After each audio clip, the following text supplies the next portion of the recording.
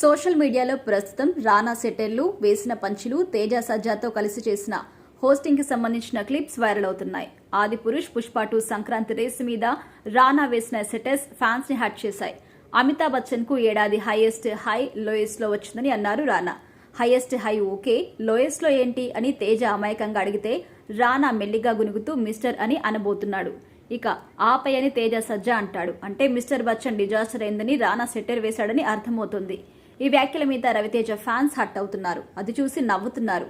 మళ్లీ ఈ ఇద్దరి కాంబోలో సినిమా రావాలి, మేం కాలర్ ఎగరవేయాలి అంటూ రవితేజ, హరీష్ శంకర్లను ట్యాగ్ చేశారు నెటిజన్లు. దానికి హరీష్ శంకర్ కూడా స్పందించాడు.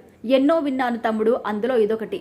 అన్ని రోజులు ఒకేలా ఉండవు, నాకైనా ఎవరికైనా అంటూ కౌంటర్ వేశాడు. అంటే మళ్లీ కంబ్యాక్ ఇస్తా, అందరి లెక్కలు తేలుస్తా అని చెప్పకనే చెప్పేశాడు. హరీష్ శంకర్ మిస్టర్ బచ్చన్ సంగతి ఎలా ఉన్నా ప్రమోషన్స్ లో ఆయన చేసిన అతి దెబ్బ కొట్టేసిందని కూడా చెప్పొచ్చు. సినిమా మాట్లాడాలి కానీ మనం ఎక్కువగా మాట్లాడకూడదు అన్న సూత్రాన్ని ఆయన మర్చిపోయారు అనిపిస్తోంది. ఇక మిస్టర్ బచ్చన్ ఫ్లాప్ తర్వాత హరీష్ శంకర్ సోషల్ మీడియాలో అంత యాక్టివ్ గా ఉండడం లేదు.